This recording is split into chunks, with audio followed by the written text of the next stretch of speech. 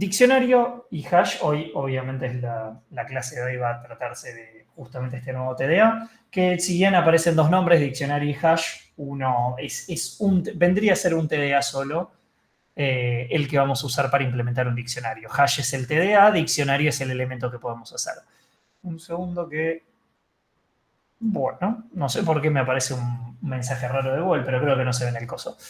Pero bueno, antes de empezar, como siempre, ¿qué es para ustedes? Vamos a arrancar siempre por ahí, o intento arrancar siempre por ahí, es algo que cuando es un árbol es medio rari. Pero ¿qué es para ustedes un diccionario? Vida real, pueden directamente decirlo. Bueno, ahí dicen clave valor. ¿Estuvieron viendo algo de diccionario, Lucas? By the way, porque capaz ya les estoy haciendo la pregunta y algo vieron en la práctica y no creo. Bien, bueno. Ahí dicen clave valor, sí, viene por ese lado. No tiene nada que ver con el de Python, no. Sí, tiene que ver con el de Python, digamos. Sí, solo que ahora lo vamos a aprender a armar. ¿Alguien quiere desmutearse? ¿Alguien quiere comentar algo? Por ahora la respuesta que tengo es clave valor, que sí viene por ese lado, pero son elementos relacionados por claves. Claro, un poquito lo que emula un diccionario es eso. Son elementos que están relacionados por claves, literalmente como es en el diccionario. Cuando uno quiere buscar una palabra que no conoce, o si estamos aprendiendo un idioma nuevo, los diccionarios son tremendamente útiles porque buscamos en el índice del diccionario cuál es la palabra que nosotros buscamos en ese idioma y vemos la definición. Todo depende de, bueno, diccionario inglés-español, español-inglés, solo de inglés, etcétera. Pero bueno, básicamente eso es lo que vamos a intentar recrear hoy. Es una colección de pares, clave-valor, como bien dijeron ahí. En la bibliografía lo van a ver como key value. Vamos a poder acceder a un elemento o establecer este elemento para clave-valor mediante su clave. La clave del diccionario va a funcionar básicamente como un índice y generalmente, no todos, pero generalmente, el diccionario tiene un pedido que es que no existan claves. Bueno, una cosa que es definida, que es que no haya claves repetidas. O sea, ante una misma clave, lo que nosotros vamos a hacer es una operación de editar el valor que está asociado con esa clave. Dicho esto, valores iguales puede haber en todo momento porque eso no hay ningún tipo de problema. ¿Ok? Ahora, ¿por qué creen ustedes que querríamos usar este TDA? Recapitulando un poco, por ejemplo, el ABB, nosotros lo que habíamos visto era que nosotros teníamos una facilidad mayor a acceder al dato, las listas para ordenarlas y accederlas más fácilmente.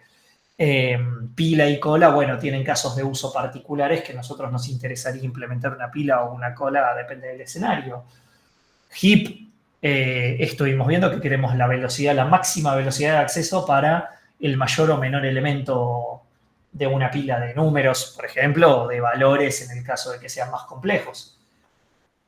¿Qué creen que queremos mejorar con el diccionario o qué intenta hacer el diccionario? Están callados hoy. Una forma, ahí Patricia dice una forma de organizar los datos de forma más pro. No me interesa tanto, o sea, sí es más pro la forma en la que los organizamos, pero eso no tiene que ver específicamente con algo que estemos mejorando. Poder acceder a un elemento más rápido. Sí, tiene que ver con eso, con acceder a un elemento más rápido. Gracias, creo que fue Maxi el que habló. Creo. Lo vi rápidamente, no Sí, tengo sí. el hash. Ahí habían puesto también para agrupar elementos similares, no necesariamente porque vamos a ver que no hay un orden específico en cómo guardamos los valores, pero sí, como bien dijo su compañero, lo que más nos interesa a la hora de hacer un diccionario es la performance a la hora de acceder al dato.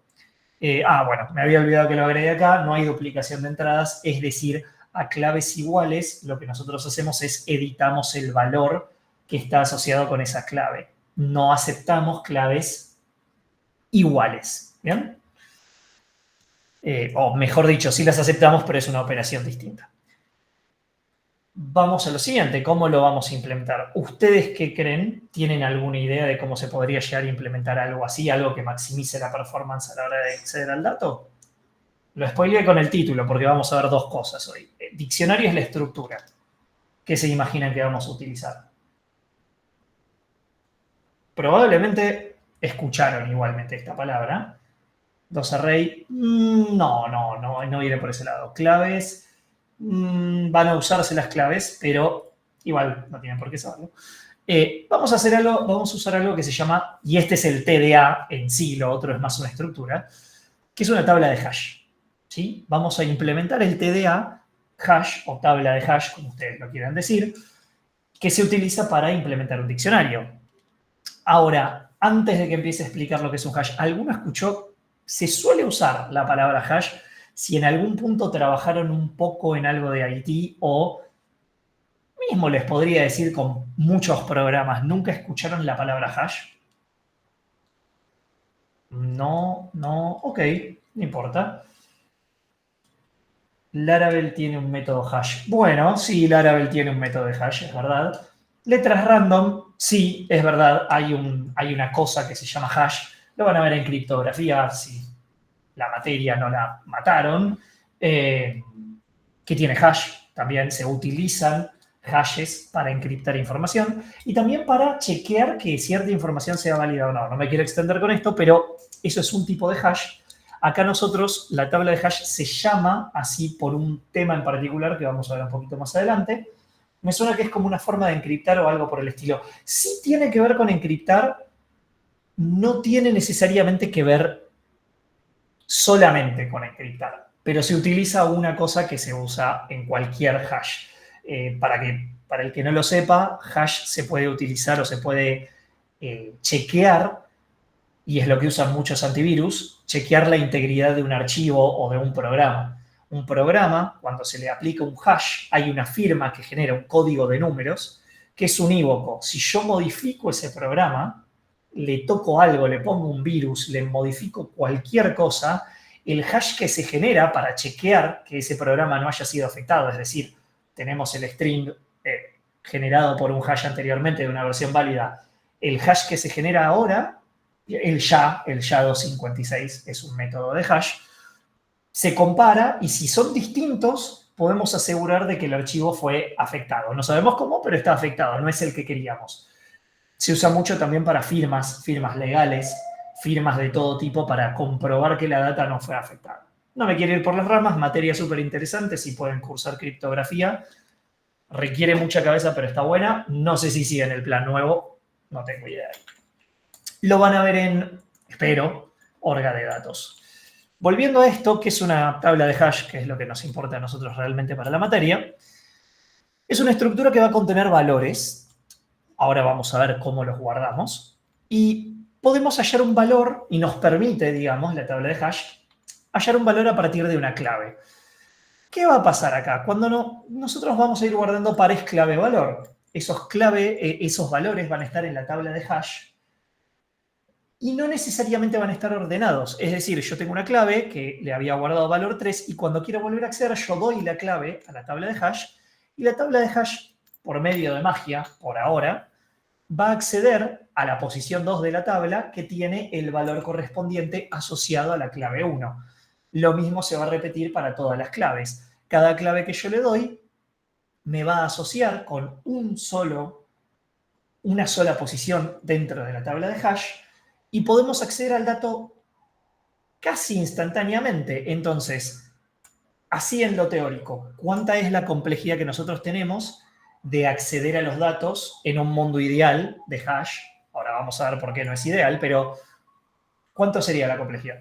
O de 1, exactamente. O sea, lo logramos. Creamos un tipo de dato abstracto. Si escuchan ruido es mi vecina bajando la ventana. Que todavía no le puso W40. Y me perdí de lo que estaba diciendo. Decía, logramos, ahí está, generar un O de 1 para acceder al dato que muchas veces es el 80% de las operaciones que nosotros hacemos. Una vez que llenamos un tipo de dato abstracto con valores, accederlo es nuestro cuello de botella. Cada vez que buscamos un dato para buscarlo, la complejidad de esa va a dictar un poco cuál es la complejidad total del programa que nosotros estamos haciendo. Similar a lo que preguntó su compañero, che, ¿puedo cada vez que necesito buscar o leer algo, buscar del archivo.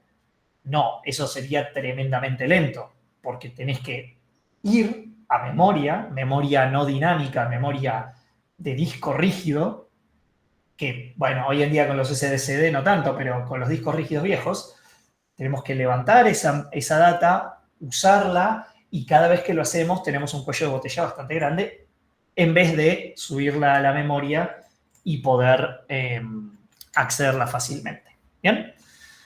Ahora, el problema está acá. Obviamente, yo les estoy dando una definición, pero acá en el medio puse un magia gigante. ¿A alguien se le ocurre cómo podemos convertir o qué vamos a utilizar, qué herramienta podríamos utilizar para convertir una clave en un número, básicamente, que es la posición en una tabla? Una función de hash. Bien, Maximiliano. Direcciones. No necesariamente direcciones, o sea, sí van a ser direcciones de memoria, pero nosotros tenemos que encontrar qué posición en la tabla van a tener que ser esos índices. Yo te voy a dar acá una clave que puede ser tu DNI, por ejemplo, o un nombre o un string de texto, y deberías poder generar con esa clave siempre la misma posición en la tabla de hash. Entonces, como ahí dijo su compañero, lo que nosotros vamos a usar es una función de hash. En este caso, yo voy a usar por practicidad claves numéricas, pero sepan que las claves podrían ser cualquier cosa. Esto es muy usado en base de datos también. Numéricas es más fácil para el ejemplo. Y nosotros tenemos que convertir, por ejemplo, el 128 en el 2 en este momento. Entonces, siempre que yo dé 128, no importa con qué valor lo esté asociando, en este caso 128 Mariano lo inserto en el hash, pero yo sé que ese par clave valor, 128 Mariano, va a estar alojado en la posición 2 de la tabla. ¿Ok? Y siempre que consulte qué hay en la clave 128, me va a decir en la tabla de hash, está el valor Mariano. ¿Bien? Lo que vamos a hacer es una función de hash. Esto es la razón de por qué esta tabla se llama tabla de hash. Son funciones que van a convertir y van a garantizarnos convertir claves numéricas o alfanuméricas en posiciones dentro de una tabla. Ahora, esta función, que al principio parece muy mágica, en la teoría tiene que ser una función biyectiva. ¿Alguien recuerda lo que es una función biyectiva? Probablemente están cursando análisis o lo hicieron relativamente cerca. Más o menos. ¿Qué ventaja me da que una función sea biyectiva en criollo? No me den la definición matemática. Que es inversible. Que es inversible. ¿Y por qué es inversible? ¿Te acordás? Porque, ay Dios. Ah, tranca, no te Porque- preocupes. Si no te acordás, no importa, ¿eh?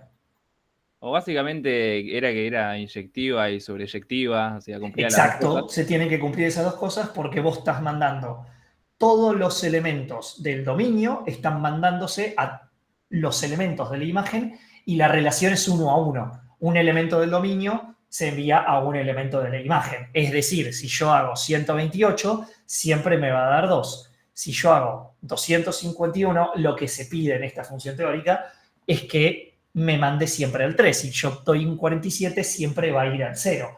Entonces, uno en el ideal está buscando esa función biyectiva. ¿Por qué?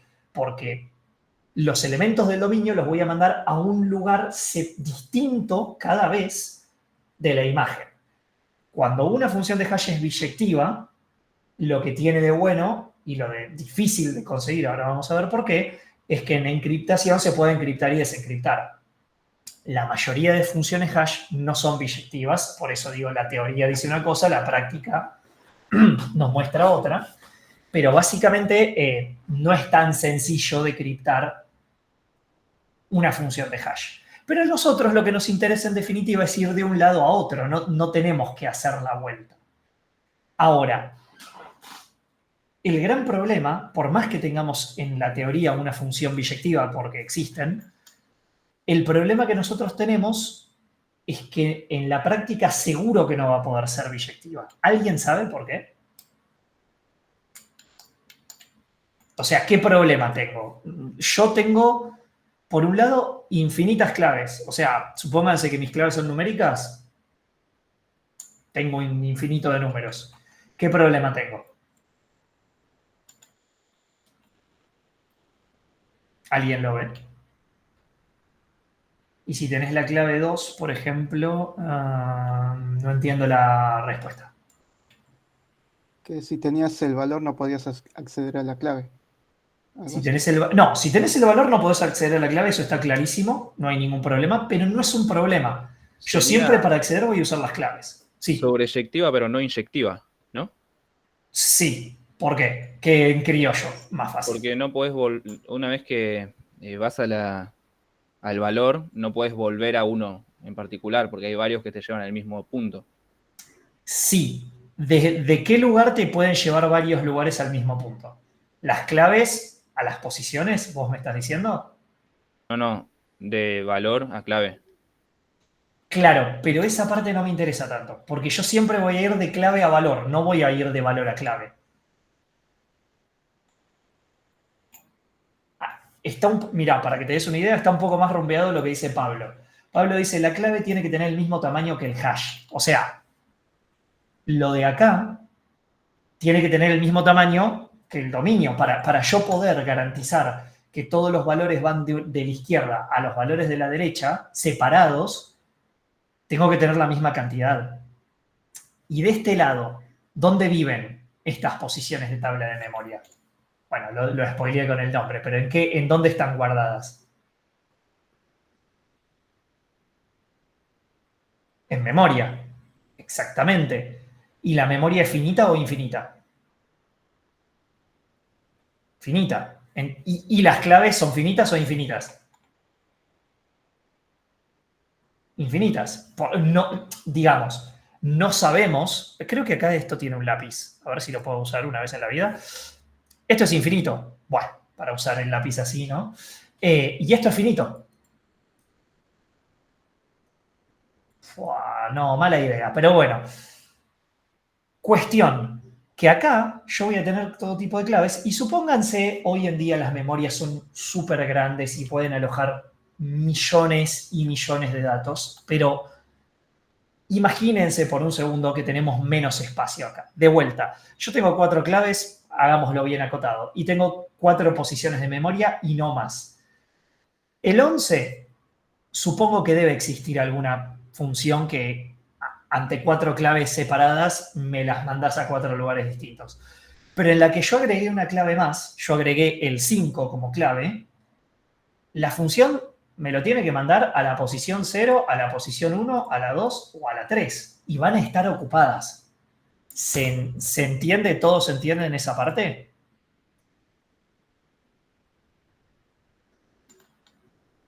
¿Sí o no? Sí. Veo una manito con un... Ok. Joel puso que no. ¿Qué no te queda claro del todo? Si querés decirme.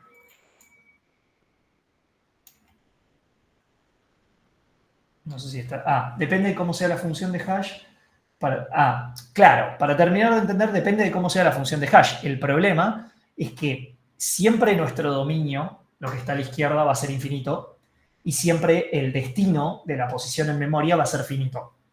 Entonces, a menos que podamos asegurar una afinidad de claves y una afinidad de posiciones, siempre vamos a estar en desventaja para una función de hash. Es decir, que este escenario, donde el 11 me lo manda la función de hash al 0, va a existir y va a existir un montón, y de eso se trata el 80% de lo que falta de la clase. Porque esto va a pasar y esto se denomina colisión. Y la forma en la que nosotros manejamos las colisiones dentro de un hash, porque van a existir, es los dos tipos de hash que nosotros podemos tener en programación. ¿Se entendió un poquito mejor, Joel? Bien. Entonces, como les dije, pueden haber más claves que espacios en la tabla de hash. Claves distintas dan el mismo valor de hash.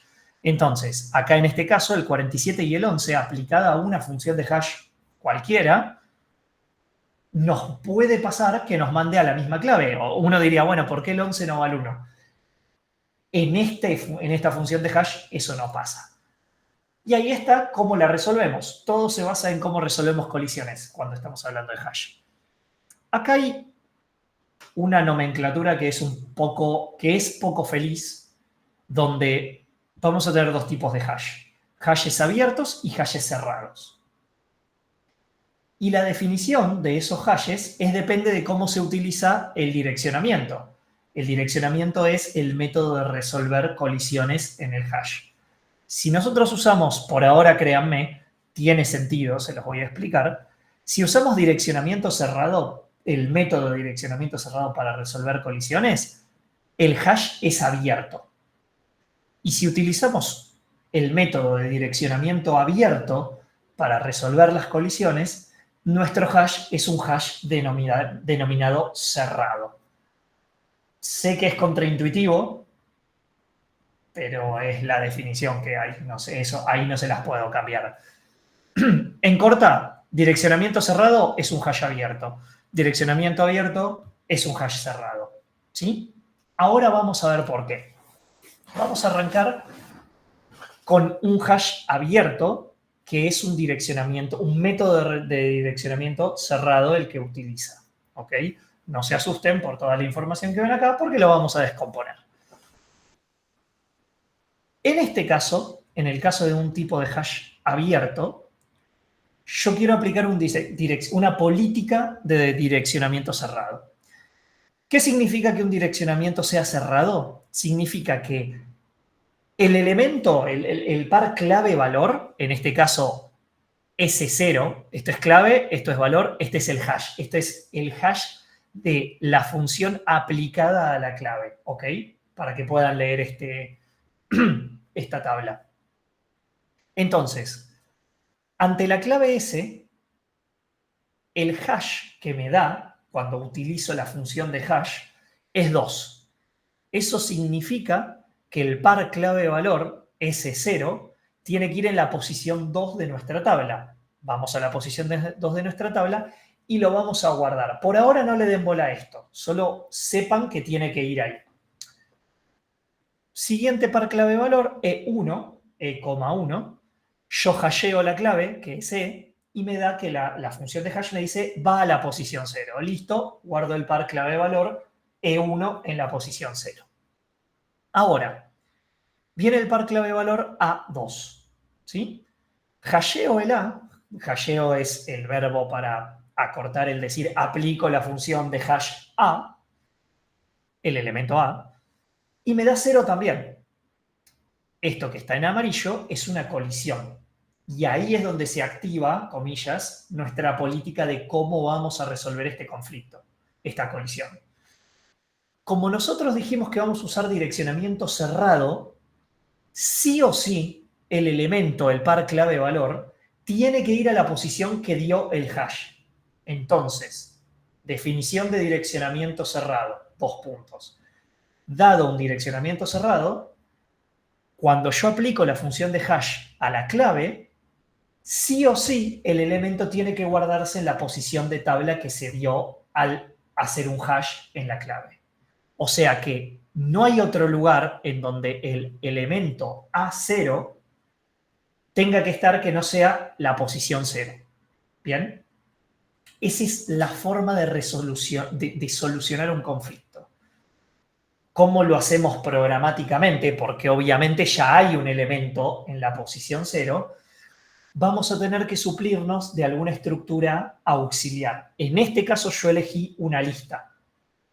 Muchas veces me preguntan, che, Nico, en vez de una lista, ¿podemos guardarlo con otro TDA? Sí, chicos, hubo un chico que quería guardarlo, en vez de tener listas, quería tener árboles acá adentro, ¿no? Está perfecto, se puede hacer. Lo pongo con una lista porque me quiero solucionar la vida a la hora de explicarles, pero sepan que la estructura que nosotros usamos acá adentro es la estructura que nosotros creamos conveniente. Bien, ahora, en este caso yo estoy usando una lista. Eso significa que acá hay una colisión y yo guardo el elemento en la posición 0 Y la posición 0 en realidad no es un lugar que guardo valores, sino que tengo un puntero a una lista en donde voy a guardar todos los elementos que hayan colisionado. Es decir, ahora sí el diagrama este tendría que tener más sentido para ustedes. S0 tiene que ir en 2. Vengo acá, es una lista, está vacía, agregué S0. Agrego E1, tiene que ir en 0. Agrego E1 como primer elemento de la lista de la posición 0. Agrego A2, tiene que ir en el 0, colisión, genial. ¿Qué significa? ¿Cómo resuelvo esta colisión? Que va a ir al final de la lista de la posición 0. Guardo R3, hasheo y me da 3, voy a la posición 3, no había nada, guardo R3. C4, hasheo C4, perdón, hasheo C en realidad, me da 3, guardo C4 en 3, como eso es una colisión y ya había algo en la lista, sigue apilándose todo al final de la lista. ¿Se entiende?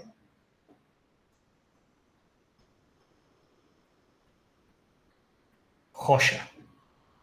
Ahora, esto es direccionamiento cerrado.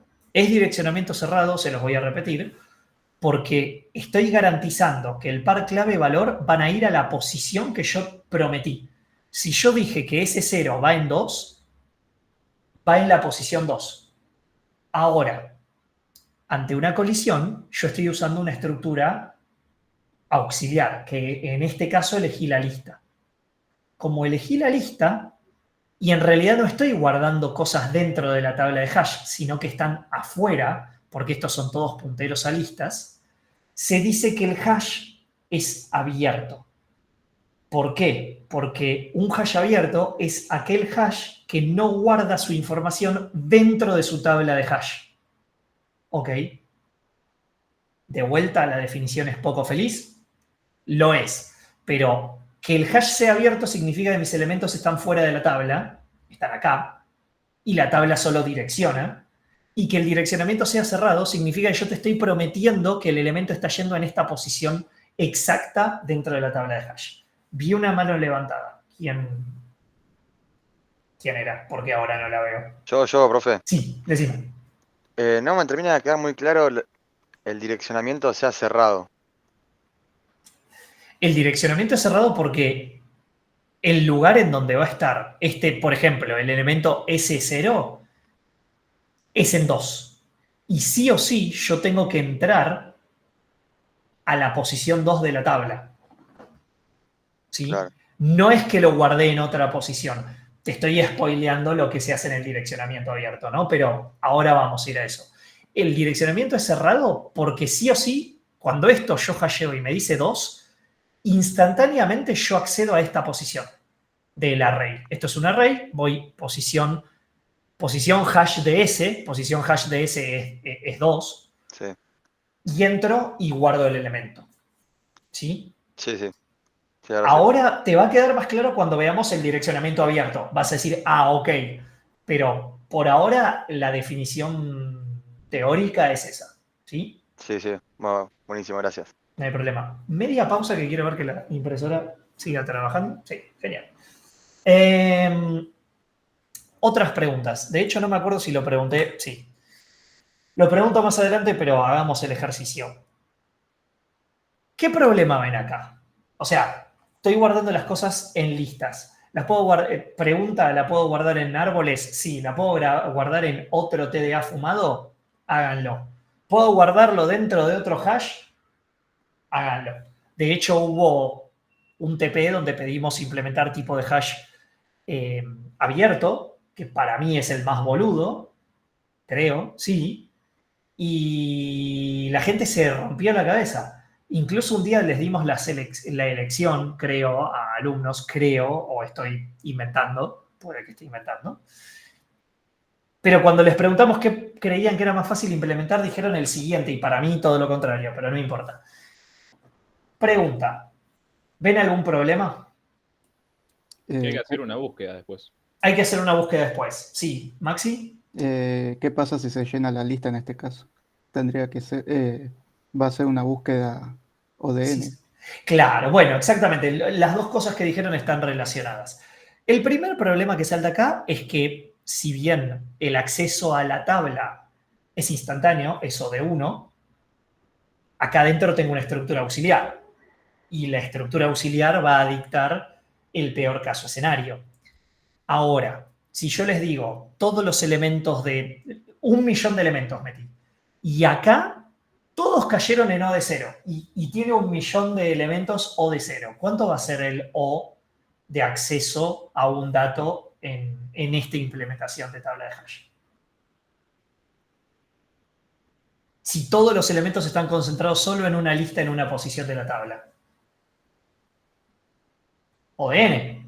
¿Por qué? Porque es el peor caso de acceso a una lista.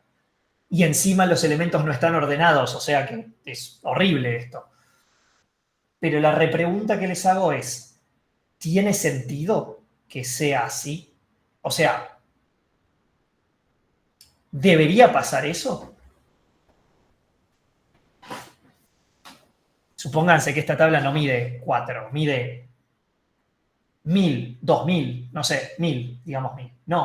No tiene sentido. ¿Y ahí qué está fallando dentro del... ¿Está fallando la estructura o está fallando algo en particular? El hash, exactamente, ahí está. Patricio, no tiene que existir algún tipo de balanceador, porque el balanceador es la función de hash. Acá lo que estaría mal es ese balanceador, que en realidad es la función de hash, porque básicamente nuestra función de hash fue mandar todo al 0. Y mandar todo al 0, si esto tuviera 1.000, nos rompe todo. Entonces, ahora viene la gran pregunta, entonces, ¿cómo se mejora esto? Bueno, se elige una buena función de hash. ¿Cómo se busca? Hay libros enteros de cómo buscar una función de hash. No es el objetivo de la materia. Y creo que para el TP les damos una función de hash o les pedimos que propongan una, pero una hiper simple. O sea, van a ver ahora un ejemplo, de hecho.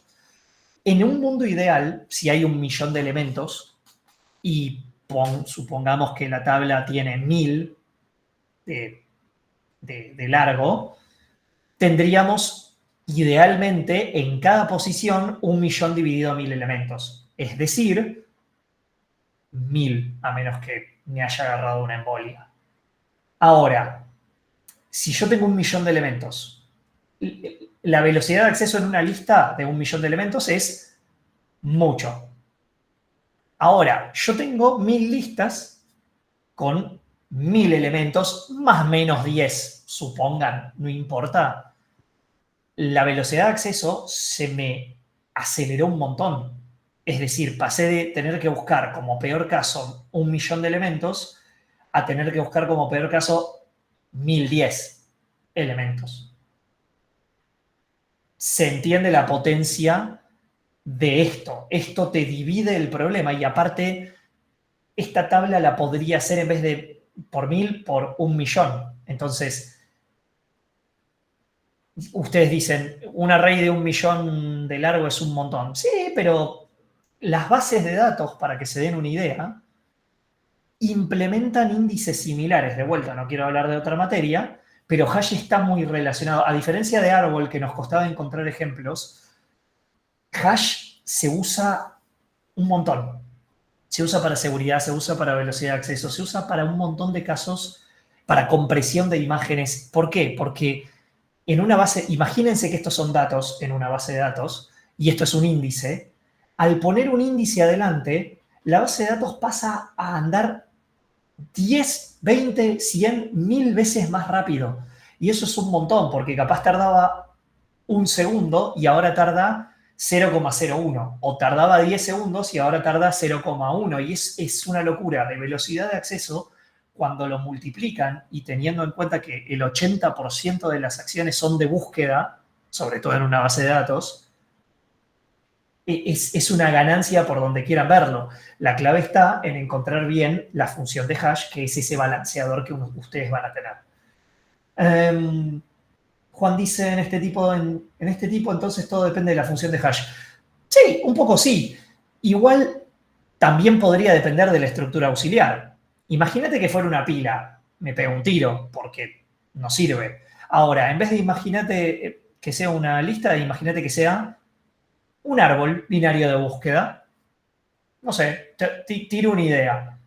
Y ahí la velocidad de acceso, y si está balanceado, es O de log de n. Entonces, esos 1000 elementos que teníamos acá, en vez de ser O de n o de 1000, va a ser O de log n. Y ahora es mucho más rápido todavía. Entonces, bueno, y anidar hashes depende. Puede servir, puede no servir. Podés tener un hash abierto y un hash cerrado. Tipo, ahora lo vamos a ver.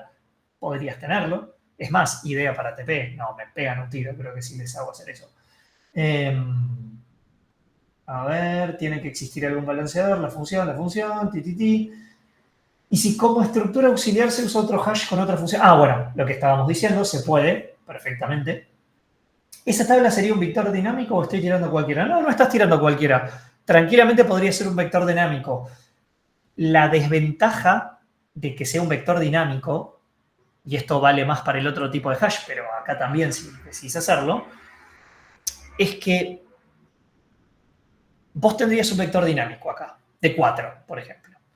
Entonces, ¿cuál es un buen factor de carga en las estructuras que tenés? Y ponele que una vez que tenés 4 o más elementos por cada uno de estos, y estaría bueno dividir el problema. Entonces vos decís, bueno, agrando el vector dinámico de 0 a 8. Eso significa que ahora tu función de hash tiene que redireccionar de 0 a 8 y no de 0 a 3. Eso significa que tenés que sacar todos estos elementos que ya tenías previamente cargados y volver a insertarlos en una tabla de 8. Esa operación se conoce como rehashear y es la operación que aporta más complejidad al TDA hash. La vamos a ver en un ratito con un hash cerrado, pero básicamente significaría hacer eso. Anidar hashes, ya lo dijimos. ¿Cuál decís que es la mejor entonces con un árbol ya que se reduce? Y, a ver, si la cantidad de valores que va a haber por posición es exorbitadamente grande o podría llegar a serlo, y un árbol. Ahora, me decís que cada lista va a tener 10 valores, 100 valores, 1000 valores, que 1000 es un número pedorro para la computadora, y hace una lista, creo que te vas a facilitar más la vida. Es más, ya la tenés codeada, pero querés ser súper performante y usás un árbol binario de búsqueda. Querés ser más performante y ponele un hash cerrado. Todo depende. Cuando la pregunta es ¿qué es lo mejor? Y depende del escenario que querés resolver. Antes de que avance, ¿se entendió? Estuvimos un montón de tiempo sobre esta diapo. Ok. Cualquier cosa, me freno. Perdón, estoy cansado. Bueno, entonces, resumen. Para encontrar una clave con su correspondiente valor en caso de colisión, o de n, donde n es la cantidad de elementos que colisionaron, es decir, que voy a tener que recorrer una lista enlazada. Los contagié, perdón. Me tendría que haber muteado. Eso fue todo para tipo de hash abierto. No recuerdo si hay algo más en esta clase, pero la clase no es tan larga. Así que sean felices. Tipo de hash cerrado. ¿Qué tipo de direccionamiento tenemos? Abierto. ¿Qué hace el tipo de hash cerrado? Significa que todos los valores se van a guardar dentro de la misma tabla. Entonces, voy un segundo para atrás. Hash abierto significa que si bien los valores se asignaban la posición, no estaban guardándose acá, que es nuestro vector dinámico, se estaban guardando en una estructura auxiliar.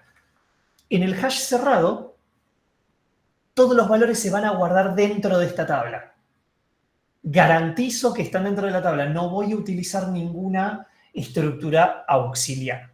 Eso significa, por lógica, que el tamaño de la tabla tiene que ser mayor o igual al número de claves. ¿Se entiende? Es decir, que esta tabla de hash va a ir creciendo con el tiempo. Por ejemplo, yo tengo el par clave-valor 128 Mariano, mi función de hash me lo manda a la posición, me olvidé los números, pero a la posición 1 de la tabla. Y ahora tengo el par clave-valor 75, y no me acuerdo qué nombre puse, pero me lo está mandando también a la posición 1. Lo que va a hacer un hash cerrado es buscar un lugar con sentido, con un algoritmo libre para poder alojar ese valor. Había usado a mano. ¿Ok? Y acá está la razón de por qué este direccionamiento se considera direccionamiento abierto. Si recordamos, voy al pasado, el direccionamiento se consideraba cerrado porque si yo acá decía 2, el elemento estaba en el 2. Sí o sí. Acá te estoy diciendo que 75 daba 1, pero en realidad estoy guardando el valor dentro de 2. Entonces el direccionamiento es abierto porque es flexible. Y ahora vamos a ver lo que eso implica. El tipo de hash es cerrado porque todos los valores van a estar en esta misma estructura. El direccionamiento es abierto porque si bien el hash da 1, en este caso, lo tengo que mandar a la posición 2. Ahí están preguntando, pero ¿y si no hay lugar libre? Bueno, ahí por eso yo puse esta regla. El tamaño de la tabla siempre tiene que ser mayor a la cantidad de claves que nosotros estamos dando. Es decir, yo acá tengo espacio para 2 claves más. En el momento en que venga una quinta, esta tabla de hash se tiene que agrandar. ¿Ok? ¿Dudas? ¿Preguntas antes de seguir? Bueno, en realidad esto es lo que acabo de decir. ¿Se entendió? Procedo, cualquier cosa me avisan. Profe, Entonces, sí. perdón. Sí, No sí. entendí el direccionamiento. ¿Por qué es abierto? Sí, o sea, entendí el hash porque es cerrado, pero el direccionamiento no, ni idea. Fíjate, acá, en este ejemplo, yo hashé 75 y me dio 1. ¿Bien? ¿Qué pasa? Esta posición, la posición 1, ya está ocupada. Ya tengo un elemento, que es el 128 mariano, ya está guardado ahí. Entonces, por más que yo en mi direccionamiento te mandé al 1, lo voy a tener que modificar y mandarlo al 2, que está libre. ¿Está bien? Entonces, este hash de 75 siempre va a dar 1. Pero lo estoy mandando a otra posición porque está ocupada, porque no tengo otra. ¿Sí? ¿A cuál la mando? Ahora vamos a ver a cuál la mando, pero el direccionamiento ahí no me está garantizando que si yo hago 75-1, yo no voy a obtener Manu, yo voy a obtener Mariano, voy a tener que buscar dentro de la estructura dónde está el par clave valor de 75. ¿Sí? O sea, en el anterior no pudimos cambiar las flechitas, pero en este sí. Exacto. En el anterior, esto te decía 2, vos ibas al 2 y estaba en el 2, sabías que estaba acá.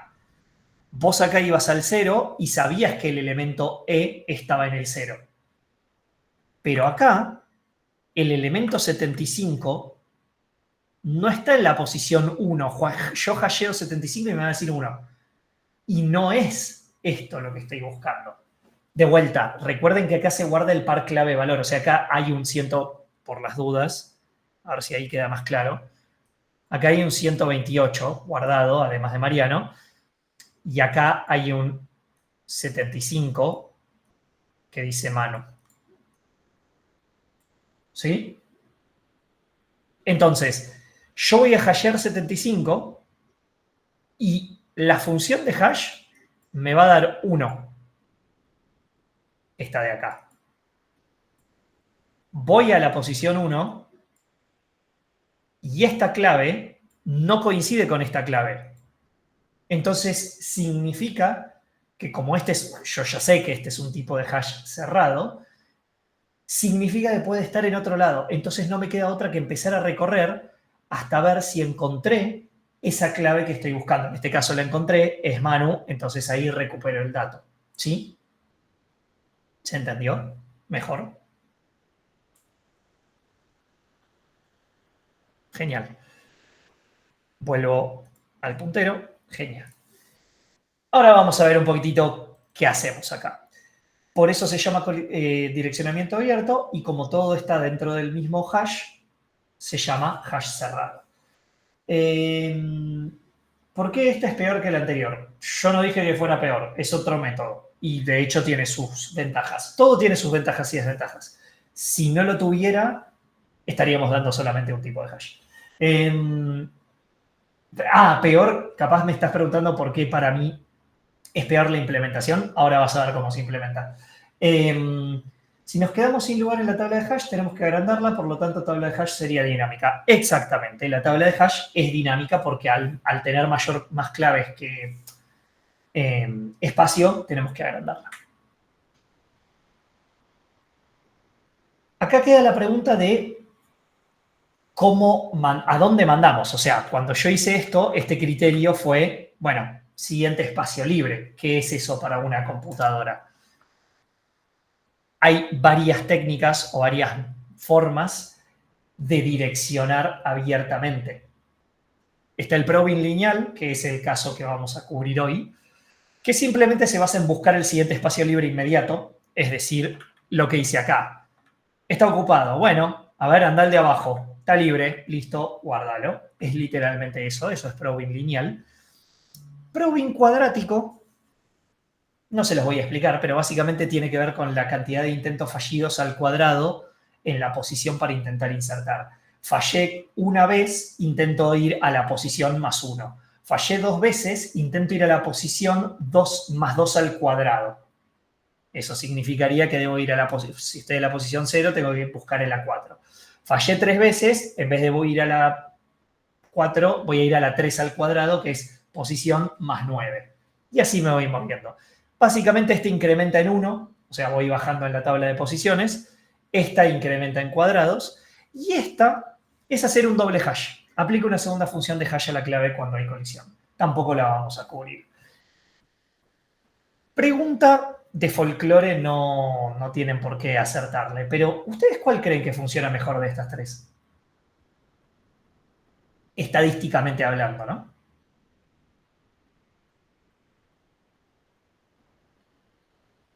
Uno, la última, hash doble. Siempre la respuesta es depende. En este caso no, porque hay estadística. Hash doble, la última, hash doble. Bueno, desgraciadamente uno creería eso. De hecho, creo que mi respuesta fue esa en su momento cuando lo preguntaron. Y de hecho no fue en una clase de esto, fue una clase de estadística. Raro. El probing lineal es mucho mejor. Increíblemente. Funciona mejor. La función hash, las funciones que se conocen de hash, están tan buenas, generalmente y últimamente, que el probing lineal a veces tiene que hacer 1 o 2 saltos y ya está. Sin embargo, el probing cuadrático y el hash doble, al irse tan lejos los elementos,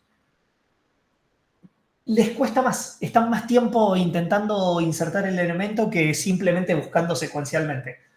Nada, anécdota, folclore total, no tienen por qué saberlo, pero probing lineal tiene una excelente... Hay mejores, sí, hay mejores, pero tiene una excelente performance versus estas dos. Es tipo, ¿para qué uno se tomaría tanto laburo si la anterior funciona? Pero bueno, nada, para que lo sepan.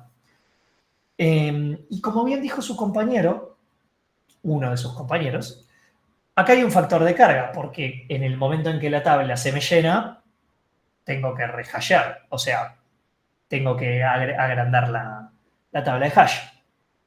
Nosotros vamos a definir el factor de carga como un alfa, que es igual a n sobre m, n siendo el número de claves almacenadas actualmente, m como la capacidad de la tabla de hash, o sea, el tamaño de la tabla de hash. Y esto nos va a indicar el grado de ocupación de la tabla de hash, qué tan probable es que haya una colisión en términos estadísticos. Va a ser un valor entre 0 y 1, porque como mucho tengo 10 lugares ocupados de 10, eso es 1. O tengo 0 de 10, lo cual es 0, o tengo 1 de 10, que es 0,1. Lo que me lleva a, cuando rehasheamos, una buena medida, de vuelta todo depende, pero una buena medida que les recomiendo es cuando el factor de carga supere o iguale el 75%, es hora de rehashear. ¿Por qué? Porque básicamente nosotros vamos a tener la tabla tan llena que seguro hay una colisión. 75% probable que haya una colisión. Entonces, ¿qué van a hacer en el rehash? Van a agarrar la tabla, van a generar una tabla el doble de grande, por ejemplo, y van a volver a meter todos los elementos adentro de esa tabla con el hash. Eso significa que hay que rehashear. Eso es rehashear. Y es la operación más compleja. ¿Cuánta complejidad tiene rehashear? Si tengo que agarrar todos los elementos y volver a meterlos en la estructura. Eso es un O de cuánto.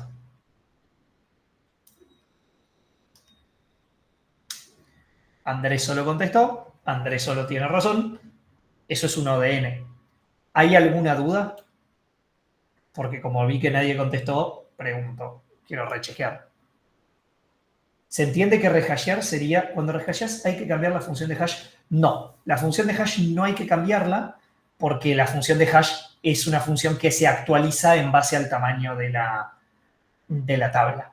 Pero lo que sí tenés que hacer es, como ahora en vez de direccionar entre, en este caso, 0 a 19, vas a direccionar entre 0 a 39, el doble, tenés que volver a meter todos los elementos. Eso significa que agarras cada n elemento y lo mandás de vuelta a la tabla nueva de hash, lo cual es un O de n, como dijo su compañero. ¿Todos lo ven? ¿Está claro? Me asustó que nadie conteste O de n además de una sola persona, por eso quiero chequear. Ok. Bien. Entonces, ejemplo, si yo tengo un hash con 20 de capacidad, mi alfa va a ser n sobre m, n sobre 20 en particular. Despejando la n, significa que cada 15 elementos yo voy a tener que aumentar la capacidad de la tabla de hash, duplicándola, por ejemplo. Ustedes me dicen, che, a mí no me gusta que se llene un 75%, quiero que sea un 50%. Lo pueden hacer. 75 suele ser el punto de inflexión en el que hay mucha colisión y hay que cambiar. ¿Quieren hacerlo al 50% de la capacidad? Pueden hacerlo, pero estás desaprovechando mucho espacio, para opinión mía. Y tenés que hacer muchas veces rehash, lo cual es O de n, y no lo deberías hacer. Antes de hablar con operaciones, ¿se entendió todo? ¿Alguien quiere repasar algo? ¿A alguien le quedó alguna duda? ¿Estamos bien? Lo pregunto, pero yo creo que sé que lo que van a votar. Le damos para adelante, ¿verdad? O sea, me quedan las operaciones del hash cerrado y ya, en mi caso. No sé si hay algo más. Okay. Go, mandale, proceda. Bien, procedemos. Operaciones, crear, destruir, como siempre. Insertar, la vamos a ver. Obtener, la vamos a ver. Cantidad, te dice la cantidad de elementos que hay, chicos, es bastante fácil. Quitar, la vamos a ver. Contiene, sería casi que común obtener, pero sin devolver el valor sacado de ahí. ¿Bien? Esta es la parte donde es una lástima que no estemos en el aula, porque acá los hacía pasar al pizarrón. Pero bueno, tengo una tabla de hash. 0 a 9, el tamaño total de la tabla es 10. La función de hash, una función de hash totalmente sencilla para hacer siempre es utilizar la operación resto. ¿Alguien de acá no conoce la operación resto? Me ha pasado en algunas cursadas que no sabían lo que era esta operación. O módulo. ¿Alguien no la conoce? ¿No? ¿Estamos ok? Bien. Por las dudas, recuerden que esto es el resto de la división entera. Entonces, mi función de hash, súper simple, va a ser el resto de dividir clave por el tamaño de la tabla. Obvio que esto tiene 10 para facilitarme la vida en las operaciones matemáticas. Entonces, viene el par clave de valor 54000. De vuelta, recuerden que el hash está acá en el medio, pero el hash es lo que se calcula. 54 dividido, el resto de dividir 54 por 10 es 4. Todos lo ven eso, ¿no? Entonces, el 54000 va a ir a la posición 4 en mi tabla de hash. ¿Bien? No creo que tengan que practicar esto porque es una división, pero viene el par clave valor 26111. Cuando lo hasheo, el resto de la división me da 6. Eso significa que el 26111 lo voy a almacenar dentro de la tabla de hash como en la posición 6. ¿Esto es un struct, Nico? Sí, es un struct. Lo que está acá adentro es un struct. ¿Puede haber más datos? Sí, pero seguro tiene que estar la clave. Esto podría ser 26 y acá puede haber un legajo de un alumno. Mejor dicho, esto podría ser su número de padrón y esto podría ser todos los datos de ustedes como alumnos, ¿sí? Literalmente estamos recreando una pseudo base de datos, si lo quieren de una manera. Bueno, fast forwardeamos un poco. 70, el resto es 0, va acá. 31, 333, el resto es 1, va acá. 93, 444, el resto es 3, va acá. ¿Bien? Viene el 40, 555. Se entiende que esta es un nuevo par clave-valor. Esto no es una operación de reemplazar, sino que es una operación de, che, tengo que guardar el 40555. ¿Bien?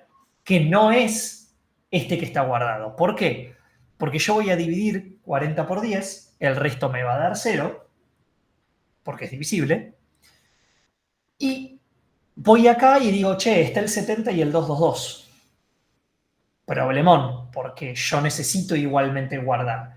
Y acá recordamos que esto es un hash cerrado y que el direccionamiento que nosotros estamos haciendo es abierto. Y en particular, yo les digo que vamos a utilizar el método lineal. El método lineal es literalmente calcular la cantidad, calcular el espacio inmediato. No le den tanta bola a esta matemática que es compleja al pedo, pero básicamente lo que me va a dar esto es las posiciones dentro de la tabla. Probing lineal es buscar el siguiente espacio libre. El siguiente espacio luego del 0 es el 1. Entonces lo tengo que buscar acá. Y ya está ocupado. O sea, en este caso está el 31333, que no es la misma clave. Entonces tengo que volver a aplicar probing lineal.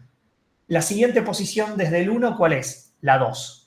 Está libre, entonces guardo el 40555. Una aclaración, porque muchos a veces lo preguntan. Bueno, primero esto es el número de la página, ignórenlo, me olvidé de sacarlo. Segunda cuestión, si yo estoy acá, y supongan que acá yo mandaba algo al 9, y acá seguía habiendo espacios libres, ¿a dónde creen que el probing lineal me mandaría como siguiente posición? Al 0, exactamente, no al 10. El 10 no existe porque solo tengo de 0 a 9 posiciones. Entonces, esto funciona a los efectos nuestros como una lista circular. No es una lista circular, pero sepan que si ustedes están en el 9 y hay algo, el siguiente elemento a revisar es el 0, luego el 1, luego el 2, el 3, el 4, y van a ver que el 5 está desocupado y ahí guardarían el elemento. ¿Ok? O sea, solo tendrían un problema si todo está ocupado, incluido el elemento el lugar en donde quería ir. Pero eso no va a pasar porque cuando pasemos de 7 elementos, vamos a tener que rehashear. ¿Se entiende? Bien. Cualquier cosa, me preguntan. Vamos al 26666, que su posición es el 6. ¿Acá qué va a pasar, chicos? Yo hasheo el 26, me da 6. Voy al 6, está ocupado. ¿Pero está ocupado por quién? Sí, hay una colisión, estamos de acuerdo. Pero ¿cuál es la clave que yo estoy acá insertando? ¿Es igual o es distinta? Porque ahí yo vi que hubo gente que dijo a la posición 7 y que hay gente que dijo colisión. Y esto no es una colisión. Misma clave, exactamente. Como es la misma clave, recuerden, ustedes van a ir 26, lo hashean, 6. ¿Qué clave hay que está ocupado? El 26. Ok, entonces a misma clave, distinto valor, el valor se actualiza, se pisa. ¿Ok? Esto no es una operación de inserción, esto es una operación de modificación, que es un caso particular de la inserción. ¿Se entiende? ¿Todos lo ven? Ahora, puede haber un caso, acá un alumno una vuelta me preguntó, che, ¿puede haber un caso en donde yo acepte claves duplicadas? Es decir, que en vez de reemplazar el valor, lo tenga que poner en otro lado. Sí, no hay ningún problema. Eso es literalmente modificar una condición de if. Lo que harían en ese caso es decir, che, 26 está ocupado y no les importa que sea por la misma clave, lo van a poner acá abajo. Lo mismo va a valer en la operación de búsqueda. Cuando ustedes busquen qué está asociado al 26 y la respuesta ahí podrían ser múltiples valores y no solo uno. Opinión personal, el diccionario o el hash pierde un poco de sentido cuando estamos duplicando claves. ¿Puede pasar? Sí, programáticamente todo se vale, todo puede pasar. Lo que habría que ver o discutir es qué utilidad tiene hacerlo. En este caso particular, nosotros no aceptamos claves duplicadas, es decir, que a claves iguales modificamos el valor que está asociado con la clave, ¿sí? A partir de ahora, el 26 contiene el 666 y no el 111. ¿Entendido? Avanzo a menos que me digan algo. Fast forwardeamos, inserté el 7777. Poca creatividad había para los números en estos ejemplos. Y ahora estoy agregando el 29888. ¿Cuál va a ser el factor de carga si inserto una nueva clave? Ahí, si inserto una nueva clave, tendríamos 8. 8 dividido 10 es 0.8. Y ahí superamos el alfa. Es decir, que hay que aumentar el tamaño de la tabla de hash. En este punto, creamos una tabla nueva de 20 posiciones. Agarramos, recorremos todos los elementos que están acá y los pasamos a la nueva tabla. Ahora, muchos me dijeron, che, pero no cambia la función de hash. Recuerden que la función de hash está basada, depende, si me quiero poner en matemático, la función de hash termina dependiendo del tamaño de la tabla. Entonces, como acá en este caso la dependencia se genera por el módulo tamaño tabla y en particular siempre se va a depender de eso, o sea, acá pueden hacer cualquier fumancheada, literalmente. Acá pueden hacer, en vez de poner solo la clave, por ejemplo, podrían haber letras y convierten las letras a números y suman todos los números. Bueno, pero al final siempre van a tener que hacerle módulo tamaño tabla, porque si no, no puedo saber en qué números puedo direccionar. Y la operación módulo es una forma muy fácil de redireccionar números, ¿sí? Hablaron tan poco que se me apagó el parlante. Eso es muy loco. Lo hace por ahorrar energía, pero me sorprende. ¿Se entendió? ¿Alguien no entendió algo de esto? O sea, se entiende que acá yo puse clave, pero acá podría haber una F de clave. Qué horrible escribir con esto. ¿No hay menos tamaño? No me voy a poner con eso. Pero acá hay una función de clave. Y después se le aplica módulo tamaño de tabla, haciendo que toda esta función de hash sea una función que depende finalmente del tamaño. Y no hay que hacer nada, porque cuando la función mida 20, esto va a ser 20 en vez de 10. ¿Ok? Claro, porque si no te da valores fuera de la tabla. ¿Todos entendieron eso? Se entiende que para claves alfanuméricas, de alguna manera van a tener que convertir las letras en números y de alguna manera van a tener que hacer alguna operación como para randomizar. Es difícil encontrar una función de hash, no se preocupen.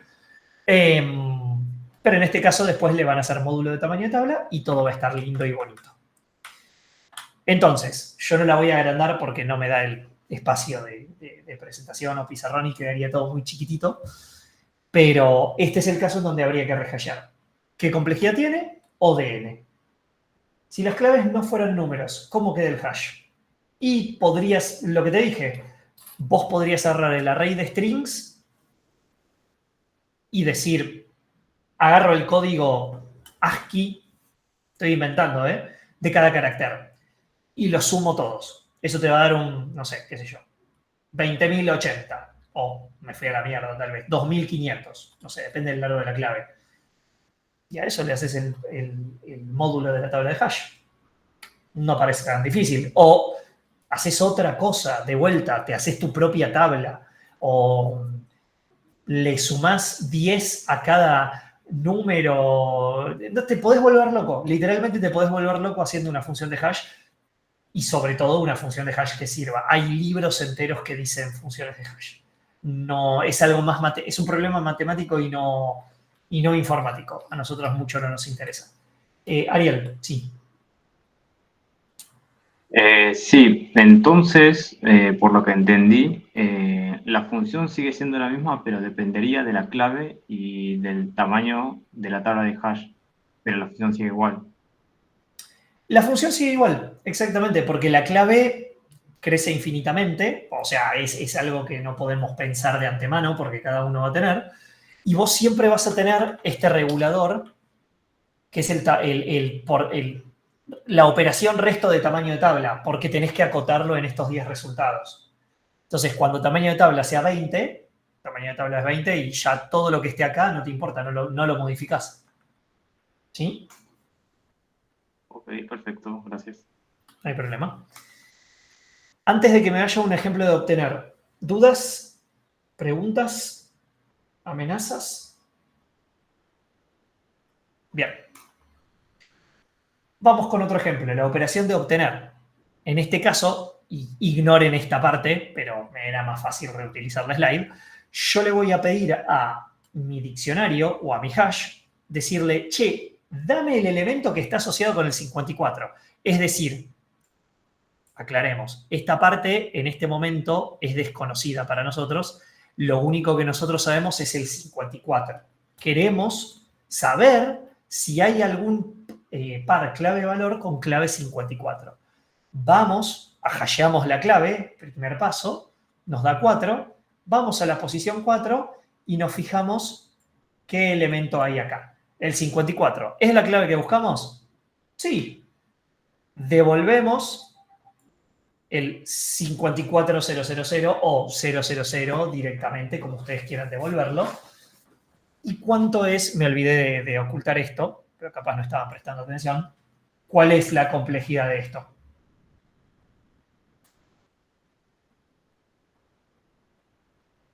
O de 1. Che, me sirve el lapicito, estos son casos de hash cerrado. Exactamente, nosotros estamos haciendo casos de hash cerrado. Me habían hecho esa pregunta una vuelta. ¿Por qué no estoy haciendo... ¿Esto quedó así? Un segundo. Listo. ¿Por qué no estoy haciendo ejemplo de esto, chicos? Me fui. ¿Por qué no estoy haciendo ejemplo de esto?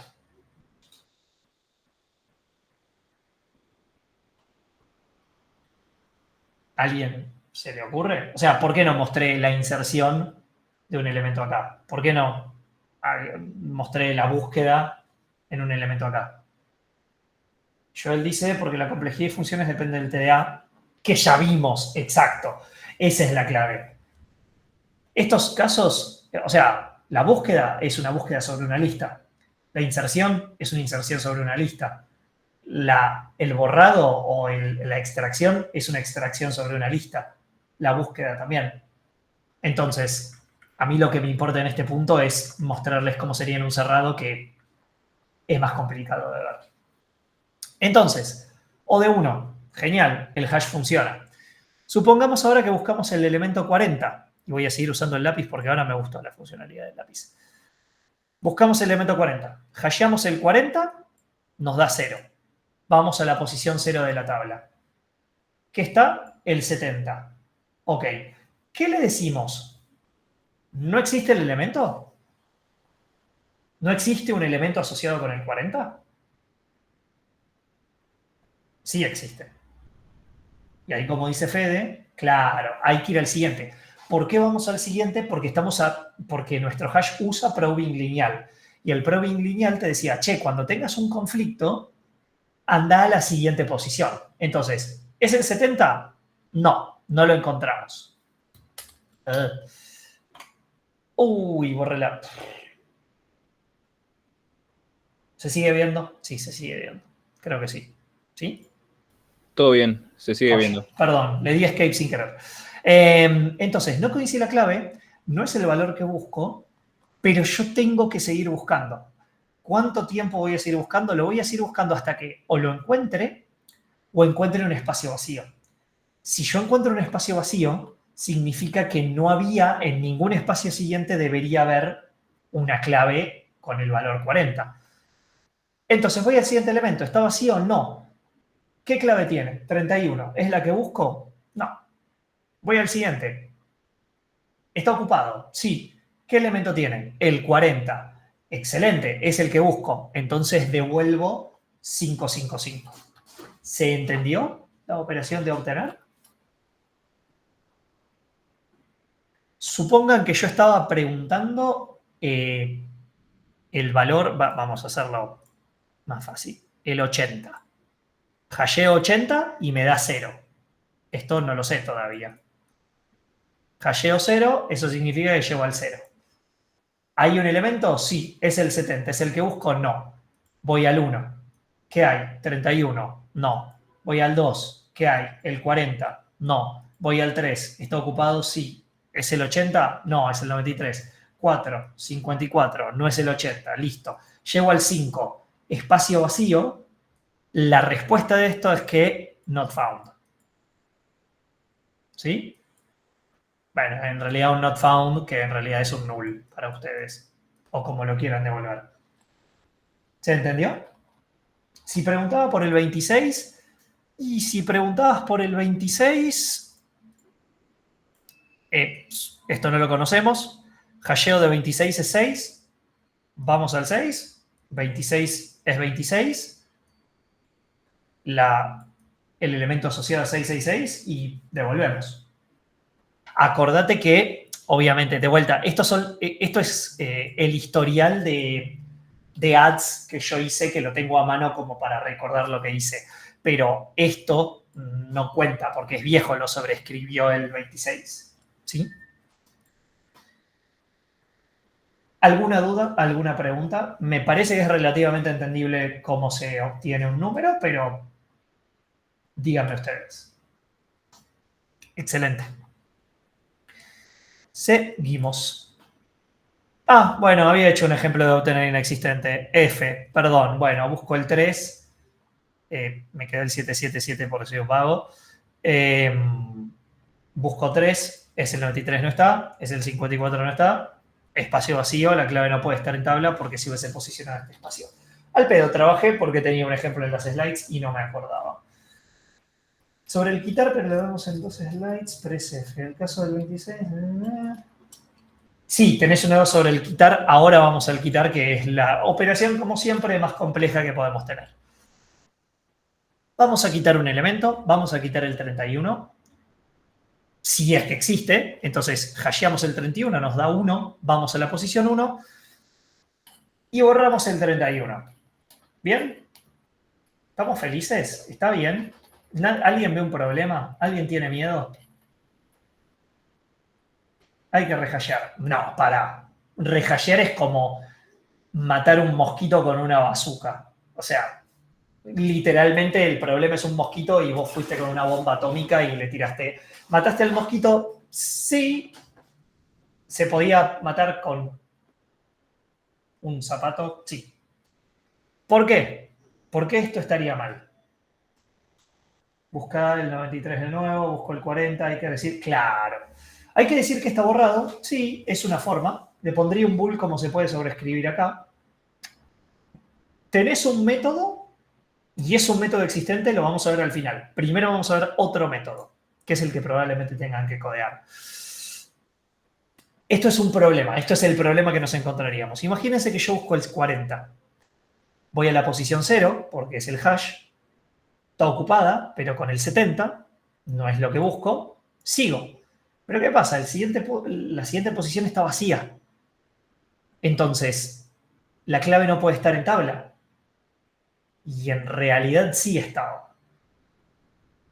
Lo que pasó, como muchos de ustedes vieron, es que como yo borré un elemento, generé un espacio en blanco y este espacio en blanco hizo que yo no pueda llegar con probing lineal al elemento que buscaba.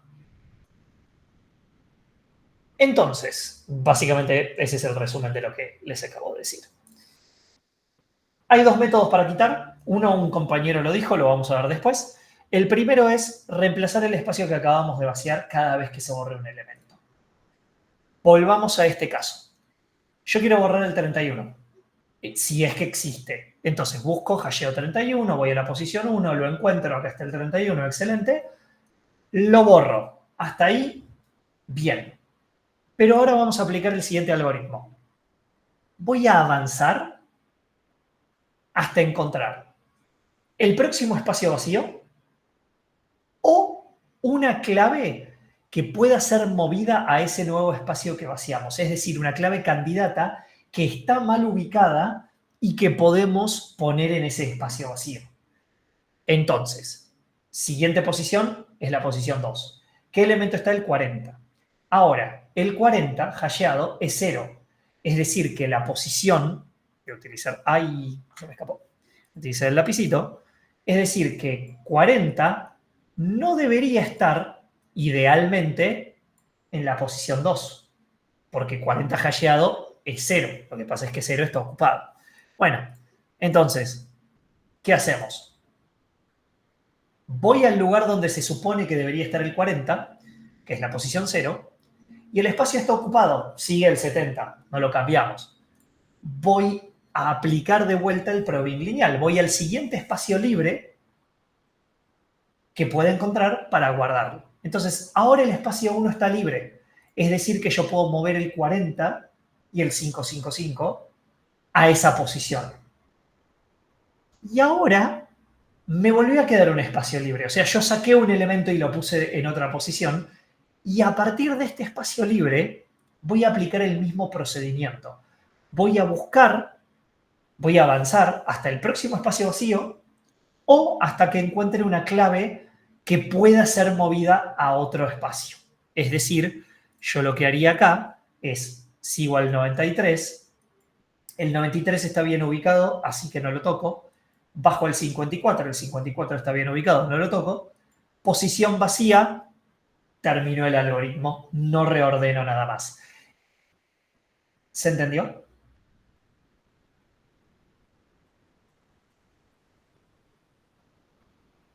Ok. Toque. Bueno, puta madre, también lo había hecho. Bueno, no está, el espacio está libre, terminé con el proceso de quitar claves. ¿Se entendió? ¿Hay alguna duda sobre esto? Bueno, a muchos de ustedes les resulta más fácil esto que un hash abierto. Opinión personal, en el hash abierto ustedes ya codearon la lista, tipo, solo tienen que hacer un vector dinámico y ponerles punteros de listas o de árboles y ya está. Pero a muchos les resultó más fácil y una vuelta creo que dimos la opción y eligieron este. Y fue como, pensé que iba a corregir menos, pero bueno, mal a mí, F. ¿Lo podrías repetir? ¿Qué cosa en particular, Oliver? Lo último, entiendo que el eliminar entero. Cuando acomodaste el 555, ok, bien. Borré un elemento. A partir de que borré un elemento voy a avanzar hasta el próximo espacio vacío o hasta encontrar una clave que pueda ser movida a un nuevo espacio, al espacio que vaciamos, ¿ok? Bajo. A partir de este espacio, bajo. 40. 40 no está en la posición correcta. Como no está en la posición correcta, 40 debería ir al 0. El 0 está ocupado, así que voy a seguir recorriendo. Bajo al 1. El 1 está libre. Lo puedo mover. Genial. ¿Bien? Espera, ahora voy con la pregunta. Ahora, como yo moví el 40 a la posición 1, generé un nuevo espacio vacío. Entonces tengo que volver a hacer este método a partir de este espacio vacío. Entonces sigo bajando. O sea, voy a avanzar hasta encontrar el próximo espacio vacío o una clave que pueda ser movida a ese nuevo espacio. bajo. 93 está bien ubicado. Ya está. 54 está bien ubicado. No lo voy a mover si está en el lugar correcto. Siguiente, espacio vacío. Listo. Ahí se terminó la historia de mi hash. O sea, te fijas en la tabla si está bien ubicado. Literal, sí. Fijarse si está bien ubicado significa hashear el 93, me da 3, coincide con esta posición, listo. Hasheo 54, me da 4, está en la posición correcta, sigo. Lo que pasó acá fue que hasheé 40, perdón, acá, hasheé 40 y me dio 0. Entonces, ¿dónde debería ir el 40 idealmente? En el 0. Está ocupado, baja. ¿Está libre? Listo, móvelo. Y ya está. Vuelvo con pregunta de Joel. Cuando el espacio vacío, el hash 2, ¿buscás valores con claves 0, 1, 2 o solo 2?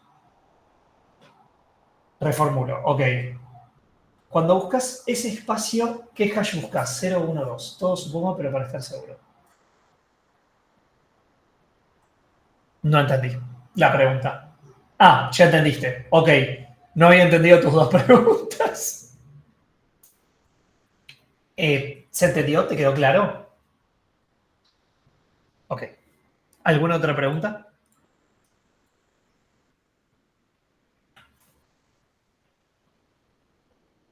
¿Nada? Ok.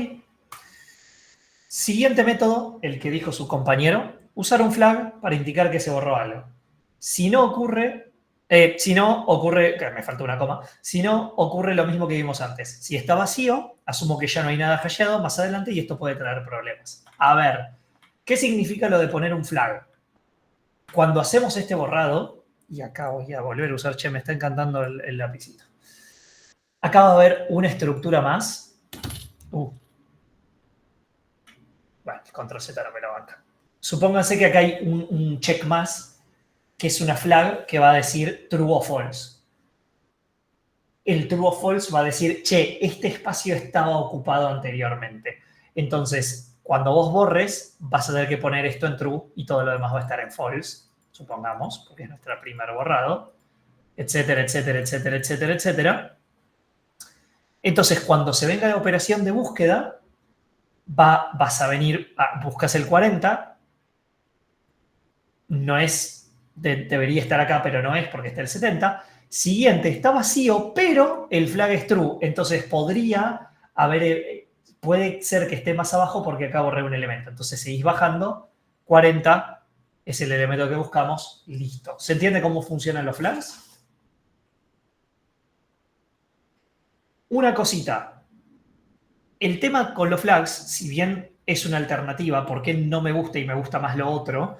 Porque va a ver si hay mucha entrada y salida de datos, eventualmente todo esto va a ser true. O sea, todo acá va a ser true. ¿Y en qué se va a transformar mi búsqueda? En una búsqueda lineal. Exacto, en una búsqueda lineal que es una ODN. Entonces, y además, bueno, se va a rehashear antes que pase eso, pero igualmente es más hincha. ¿Es más fácil de codear? Sí, es más fácil de codear. Es mucho menos eficiente. Y con esto sí, llegamos a la parte de preguntas. Dudas, preguntas, aprovechen. Andrés, sí. Sí, Nico, yo no entendí en el caso anterior, digamos, de quitar el primero. Este de acá. Claro, o sea, originalmente cortabas con el espacio. O sea, porque... borra el 31. Sí. Sí. Sí, o podés repetirlo. Sí, sí, sí. A ver si yo te digo. Borra el 31. Vos frename en la parte que no entendés. Borra el 31 porque es lo que pedí. Dejé un espacio libre. Cuando vos dejas un espacio libre, tenés que hacer esta secuencia de acciones. Vas a tener que avanzar hasta encontrar el próximo espacio vacío, a partir de acá, o hasta que encuentres una clave que pueda ser movida. ¿Sí? Entonces, a partir del 1 bajás hacia el 2 y encontrás que este espacio está ocupado y está el 40. El 40 Cuando yo lo hasheo, me da 0. Y está en la posición 2, es decir, está en la posición incorrecta. ¿Sí? Entonces trato de reubicar este elemento. ¿A partir de dónde? A partir de la posición donde debería estar. Voy, hasheo 40, 0, voy a la posición 0 y en el 0 está ocupado y hay un 70. Es decir, que no puedo mover el 40 ahí. Como no está, como no puedo guardarla, bajo y llego a esta posición que está vacía. Como está vacía, muevo el 40. ¿Ok? Sí, o sea, ahí Sí. mi duda es, ¿no estás pateando el problema al siguiente? ¿No vas a tener el mismo problema? Más Como que- abajo. Claro, es eso. Exacto. Por eso, fíjate que lo que puse acá, lo que queda en amarillo es, pero lo saqué de acá. Volvió a quedar un espacio libre, entonces aplico el mismo procedimiento a partir de acá. Voy a avanzar desde este lugar que me generó un problema, voy a avanzar hasta encontrar el próximo espacio vacío o hasta que encuentre una clave que pueda ser movida este nuevo espacio que vaciamos. Bajo el 93, el hash es 3, así que está bien. El 54, el hash es 4, así que está bien colocado. Y acá hay un espacio vacío, o sea que no me va a generar más problemas este espacio vacío. ¿Se entiende? Esa es mi duda. ¿Por qué no te genera más problemas ese espacio? Y porque acabas de mover todos los elementos que estaban guardados. El problema se te generó por borrar esto. Como se te borró esto, ya no podés acceder a un elemento que estaba mal posicionado, pero ahora tenía un gap. Este algoritmo lo que hizo fue reordenar cualquier gap que haya que provoque conflicto y dejó los gaps sin conflicto. O sea, acá hay un gap, sí, pero no me genera conflicto porque cualquier elemento hasheable al 0 están todos juntos. Y cualquier elemento restante está bien hasheado. Entonces, terminó. Listo. Ahí está. Ahí ¿Sí? me cerró. Ok, Clarísimo. Gracias. no hay problema. Vuelvo aquí. ¿Dudas? Al hacer el rehash, ¿los elementos quedan donde están o había que reacomodarlos? Hay que reacomodarlos. Fíjate que si vos ahora tenés algo que mide 20, la operación resto de 20 es distinta de la operación resto de 10. Entonces, es muy probable que muchos de estos ítems vayan a otras partes. ¿Sí? O sea, el rehash es, creás una tabla como esta, pero del doble de grande, y agarrás todos los elementos de la tabla vieja y los volvés a hashear. Hasheás, mandás, hasheás, mandás, hasheás, mandás, hasta que todos los elementos están ubicados de vuelta. Joel dice, yo lo veo medio contraproducente porque te puede quedar todo el hash lleno de eso. Claro, bueno, sí, lo de los flags estabas diciendo, sí. Más dudas, más preguntas. Voy a ver mi impresora. 77%. ¿Cuánto tiempo se tarda en la implementación del TP? Ni idea, o sea, depende de tu cancha y experiencia codeando cosas. No sé. O sea, depende. Ese sí es un gran depende. Hay gente que le va a resultar más fácil, como todo, hay TPs más fáciles, más difíciles. ¿Qué estás imprimiendo, profe? Una boludez, sinceramente, nada interesante hoy. Lo último que tenía impreso, que iba a ser un regalo de cumpleaños, pero no mandé, este Gengar, que no sé si se los mostré, que quedó bastante bien. No lo pinté todavía. Pero esto es un embole, es un soporte para un juego de mesa que tengo, que tiene tantas boludeces que me conviene hacer como slots para llevarlo ordenado cada vez que hacemos juegos de mesa. Podemos dejar de grabar esta boludez igualmente. Hacerle un hash. Sí, quedó lindo el Gengar. Tenía uno más lindo, pero ya lo di de regalo.